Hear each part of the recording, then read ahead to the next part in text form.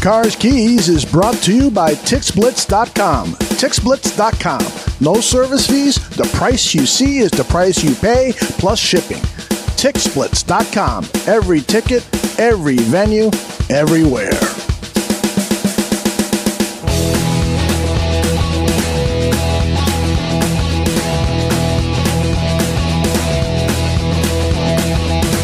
Hey, what up, Barroom? This is Cars here. I'm going to do my Cars keys to the game. The 3 keys against the Minnesota Vikings that I think are going to make the biggest difference for us in winning or losing the game.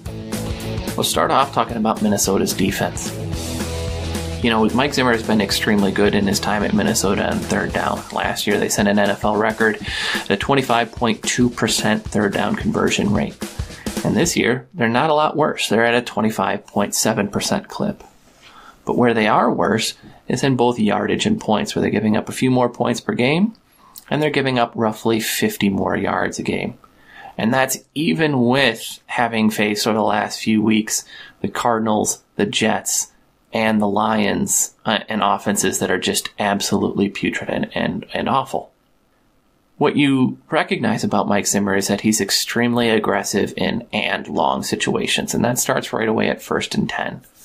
Over 2/3 of their sacks come in a 1st and 10, 1st and long, 2nd and long, 2nd and 10 type of situation. Down goes Stafford.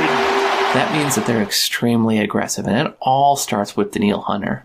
While Everson Griffin obviously had some issues earlier on, and he's come back, he still really hasn't been the same player that he was.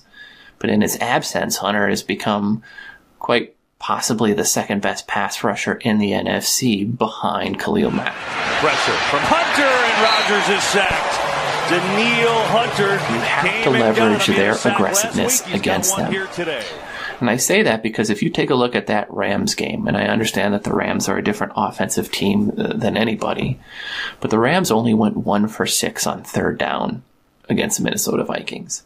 They still managed to put up 556 yards and 38 points offensively against that. By leveraging their aggressiveness against them, and if you can protect, right, again, the Rams only gave up a single sack that game, you're going to have a lot more down the field opportunities. Play action to him. Goff floats Kupp downfield. What a throw! Cooper Kupp. Goodbye. Touchdown Rams.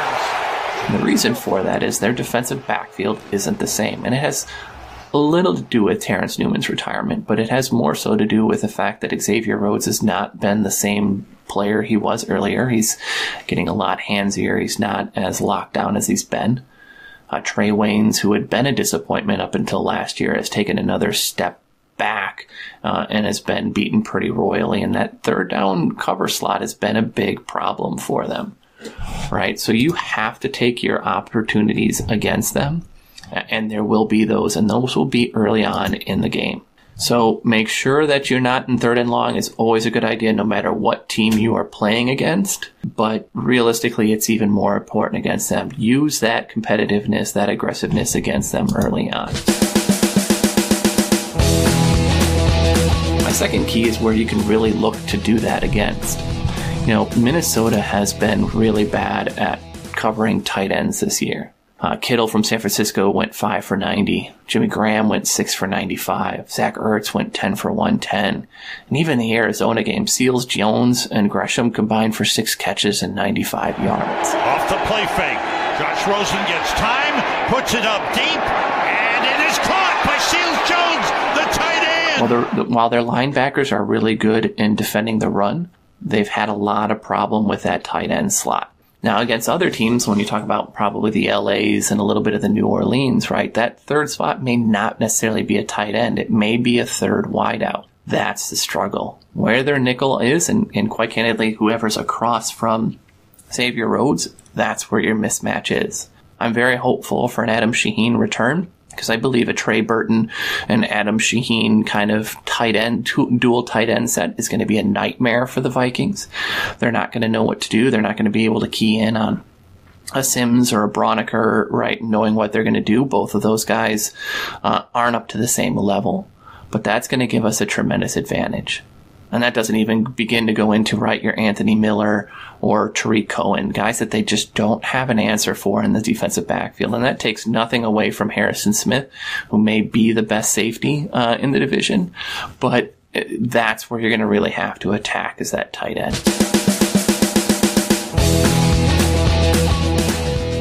When we talk about the other side of the ball, the Bears defense against the Minnesota Vikings offense, the Vikings haven't really had much of a run game, and a lot of their numbers are a little bit inflated, right? So Dalvin Cook had a 70-yard touchdown run against a really bad Lions defense. His numbers aren't that great otherwise. I think they've had 1 or 2 games where they've rushed over 100 yards.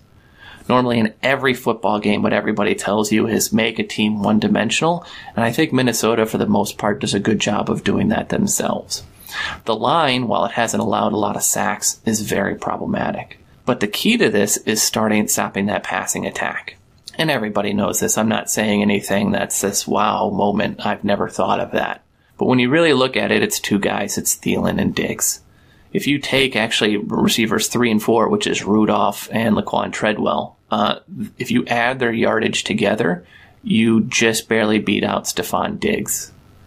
And Thielen is almost double Diggs, right? So these guys are doing tremendous things in the game, but you have to look at how they're attacking. I always go back to Trubisky gets a lot of crap for his average, depth of his throws. But when you look at the advanced metrics on what Kirk Cousins is doing, his average yards in the air for a throw is 5.2 yards.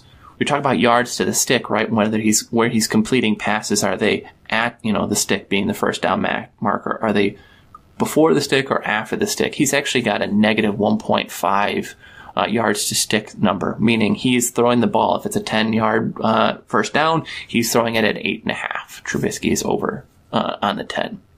So what they're doing is what has been kryptonite to the Bears all year, which has been a short passing game. But that short passing game is getting guys open in space. Coach Flip has done an amazing job in building this offense and scoring on an offense with really no run game whatsoever, and an offensive line that's bad. Cousins with time. Now it breaks down and he's sacked. Kirk Cousins' average time to throw is around 2.6 seconds, so this is all right. 3-step, drop, go. And Thielen and Diggs are getting open. So the Bears have struggled with this all season, right? These are the games against Miami and Green Bay where they've really struggled. They have to do better at maintaining a closeness. They have to play really tight man against these guys and really make them to work to get open. And when they get open, they can't miss tackles. This is something where our safeties have to fill. They have to be there. They have to close fast. And that's what's going to take away that big play. Cousins doesn't take a lot of chances out there. His risk throw, his aggressiveness is one of the lowest in the league. So you have to take advantage of that. And as a little bonus, right, Cousins does like to fumble. So if you can get to him, you got to put him on the ground. You have to get a strip sack. Mack strips it! He is unbelievable! Khalil Mack strips it down. If there's a quarterback with the ball, he's going to find him this year. Those are my keys to the game, right? Be aggressive on first and second down. Take your chances. You got to leverage that tight end or that slot place where the Vikings have had a lot of trouble. And you've really got to stop a short, quick, fast passing game that they've leveraged here in Minnesota. And that's it for me. We'll talk again next week. Thanks.